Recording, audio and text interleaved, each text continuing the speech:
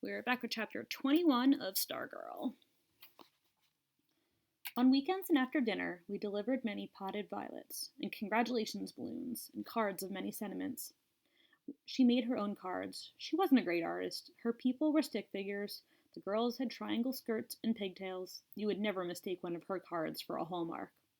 But I've never seen cards more heartfelt. They were meaningful in a way that a schoolchild's homemade Christmas card is meaningful. She never left her name.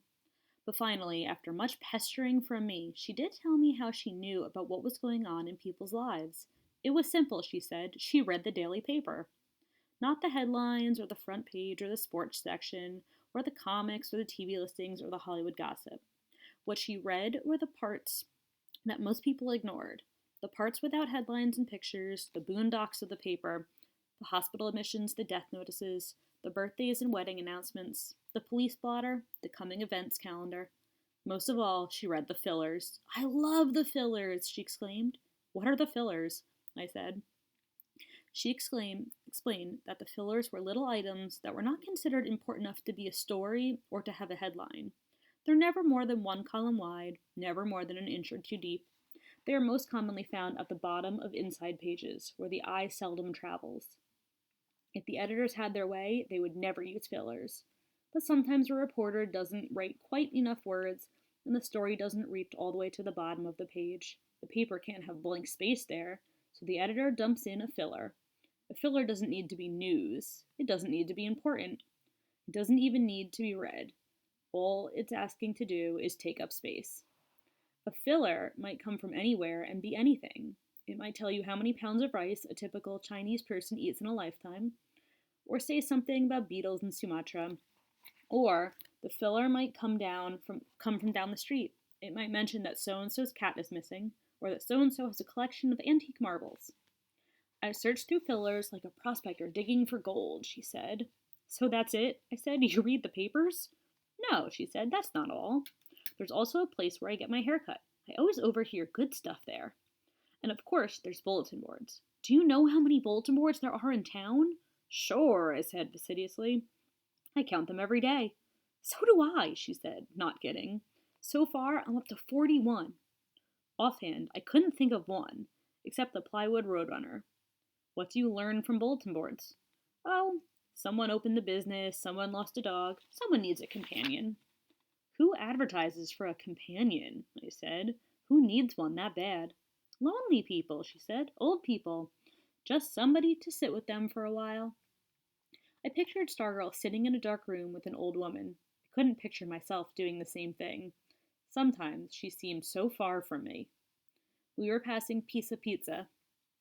There's a bulletin board in there, she said. It was just inside the door. It was smothered with old business cards and notices. I pointed to one that said, Odd Jobs, ask for Mike. Call this number. So what's that tell you? I said, with more of a challenge in my voice than I intended. She read it.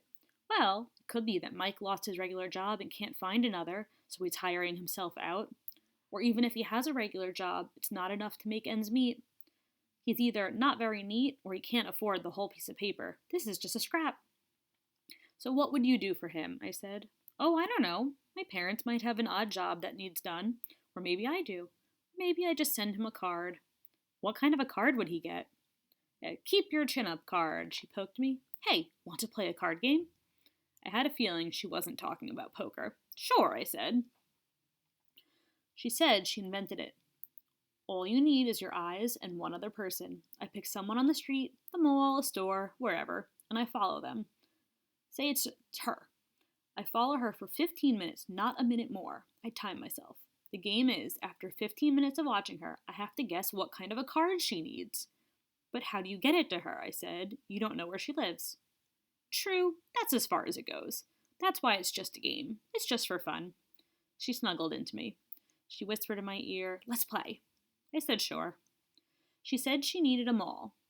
I usually steered away from the Micah Mall. Too many silent treatment MAHS kids hang out there. We drove 10 miles to the Redstone Mall. It was a Saturday afternoon.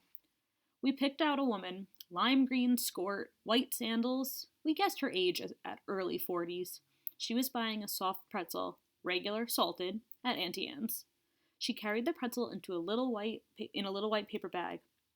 We followed her into the Suncoast video store. We overheard her ask for When Harry Met Sally. They didn't have it. She passed Sonoma, then came back and went in. She wandered about, touching pottery with one finger, feeling surfaces. She stopped before the dinner plates. She lifted one with a French cafe painted on it. Van Gogh, Stargirl whispered. The lady seemed to think about the plate, even close her eyes, holding it to her chest in both hands, as if feeling vibrations. Then she put it back and walked out, onto Sears, lingerie, bedclothes. I was uneasy, spying from behind a rack of frilly somethings. She was flipping through nightshirts when time ran out. Stargirl and I conferred in the corridor. Okay, she said, what do you think? I think I feel like a stalker, I said. A good stalker, she said. You first, I said. Well, she's divorced and lonely, no wedding ring, wants somebody in her life, a home life. She wishes she were Sally and her Harry would come along. She would make dinners and snuggle with him at night. She tries to eat low-fat foods. She works for a travel agency. She took a free cruise last year, but all she met on the boat were creeps. Her name is Clarissa. She played the clarinet in high school, and her favorite soap is Irish Spring. I boggled. How did you know all that?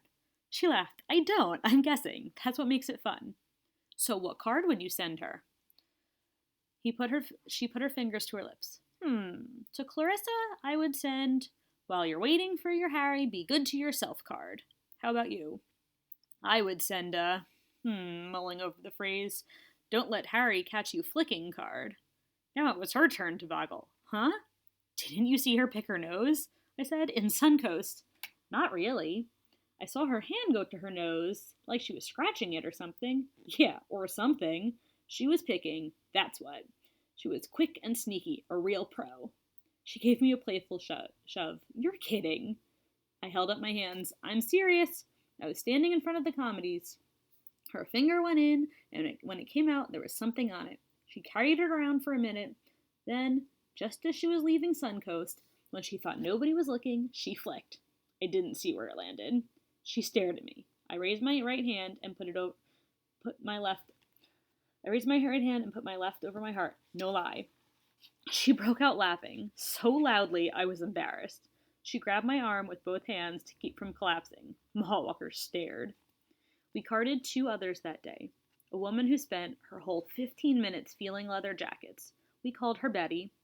And a man we called Adam because of his huge Adam's apple, which renamed Adam's pumpkin. No more pick and flickers. And I did have fun.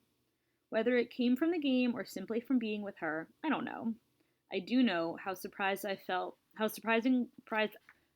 close I felt to Clarissa and Betty and Adam after watching them for only 15 minutes. Throughout the day, Stargirl had been dropping money.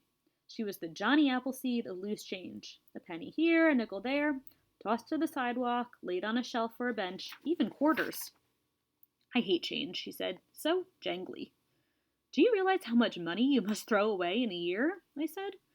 You ever see a little kid's face when he spots a penny on the sidewalk? She said. When her change purse was empty, we drove back to Micah. Along the way, she invited me to dinner at her house.